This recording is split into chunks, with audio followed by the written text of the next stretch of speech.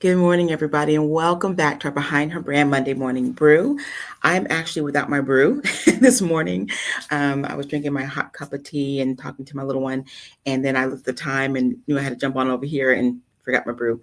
But I hope that your week is starting off well. I hope that you had an amazing weekend, and more importantly, I hope that as you go throughout this week, that it is one that is filled with blessings, open doors.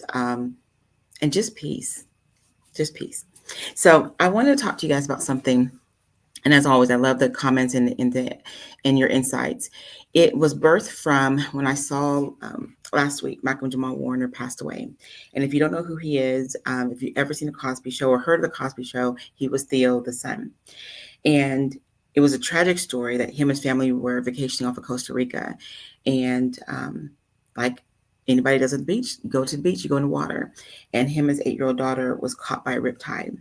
He did not make it, and by God's grace, she did. And as I was reading over the course of his life and things that people were saying all over the world, there were so many commonalities to him.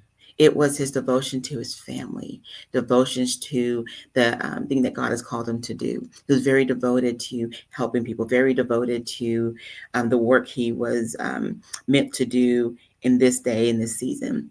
And one of his coworkers shared how even on the plane over to Costa Rica, he was sending her plans for when they get back. Hey, let's hit the ground running. Let's do this. Let's do that. And it made me think when I was reading all these different stories is how often we assume we have all the time in the world. How often we assume we wake up that we have all the hours of today. You know, the Bible talks about no man knows today nor the hour when the Lord's going to come. We don't know when our time is coming. And I don't want to make this like a sad message. This is not this at all. I promise you it's not that. But I do think it's something that's important to talk about because as business women, as leaders, as organizational leaders, ministers, etc., there's so many different women and people that watch this. We all make plans for our day, for our week, for our months, and for our future with the assumption that we have all of this time. And so the question that came up in my heart was, how are you stewarding the time that you have? You all know in past Monday Morning Brews, I talked often about really stepping into your gift, really being present, really not sitting there and just waiting for all the things to show up because the truth of it is we do not know. And when I heard about his life, I just smiled every time I read things because it showed that he literally soaked in everything. If he didn't have all the steps, I read stories where if he didn't have everything lined up, all the resources, all the things, he was still stepping into it because he trusted that his steps were ordered. And it made me think there's two categories that we can fall into that can prevent the best stewardship of our time. And that's if you're being distracted or are you being devoted? Distraction, I know we know what the word means, right? But distraction isn't always procrastination. It isn't always sitting there in indecision. It's not always feeling like you can't move. Sometimes it's saying yes to too many different things. Sometimes distraction is, and this is, I know what I'm going to say is going to sound kind of odd, but sometimes we can even be distracted by our own mindsets in the sense of, well, you know what, I need to take this week just to think things through. Nothing wrong with doing that, right? But if that becomes your constant mantra for non-movement, that you keep saying, I need to wait, I need to be still, I need to do this, and that's the thing you keep saying, but you're not moving, you're not really taking that time to work on anything, you're not really taking that time to do X, Y, and Z, that could be a distraction. We can sometimes allow our family, our friends, activities, obligations, a lot of different things can become distractions. And what I want to challenge you on, if you feel like, Kim, I just can't seem to get moving. I can't seem to make that first step. So instead of working that thing out in you, you find other things to fill in the gap. You find projects to work on. You find people to go and help. You show up at a bunch of different events. You may fill that time, which is filling it with more distraction. I want to challenge you to address that. Address that thing. There's not a single person watching today, not a single one that does not have a call in your life, that is not called to do something. Even if you feel like, well, I don't know what that is. I'm a big believer that oftentimes the very thing that we're called to do is right there. It's just sometimes if there's too much noise, too much distraction, or too much indecision, in your heart. And indecision meaning that I don't know what to do. I don't know this. I don't know that. So it can tangle up your mindset. It can tangle up your view. It can tangle up how you feel. And feelings can sometimes not be truthful to you. It can do all this tangling where God may be speaking, saying, no, this is what I'm calling you to do. This is what it is. But if we have all this distraction, all this noise, all these different things going, we will not move forward in the ways that we're called to move. Okay. So distraction doesn't always look negative. Sometimes it can look like we're doing positive things. Being present, helping, volunteering, all the different things. It can look positive. We just have to decipher, are the things that I'm doing pulling me from what I'm called to do? Is it pulling me away, or is it drawing me closer to it? That's the key. And being devoted obviously means that you're committing real time. You're committing a real amount of resources, whatever it may be. And resources doesn't always mean money. It could mean that I'm investing in my learning. I'm reaching out to people to get deeper insight into this so I can sharpen this, that, and the other. It means that you are really committed to saying, okay, I know this is what I'm called to do. I'm supposed to do. Everything may not be where it needs to be, but I am devoted to it. It's devotion and distraction are two very different things. And I'm going to pull out something that I had written real quick. Let me see if I can pull it up real quick. Sorry. I put on here that devotion is very focused. It's not about doing more. It's about doing what matters most. It's about waking up and asking God, how can I honor you today with my time? It's protecting space to think, to build, to rest, and to obey, even when it doesn't look impressive to anyone. And the key thing that I want to pull out is even asking God, how can I honor you with my time today? How can I steward the hours that you are giving me today? And when we can start our day with that mindset, He will allow our mind to stay focused on the things that matter, the priorities that matter, the tasks that really matter, the things that you're meant to be doing. And it helps you eliminate a lot of the different distractions that can come up that can look good, can feel good and seem good, but they're taking you off course. So another thing I wrote here was a devotion also may be saying, I may not have all the answers, but I'm going to steward what I know. Sometimes we underestimate the value of our own knowledge. Let me say it again. Sometimes we can really underestimate what we actually know with the assumption that we need to know more, that we need more knowledge. Need more education. We need more of this, where God is saying, no, I've given you this.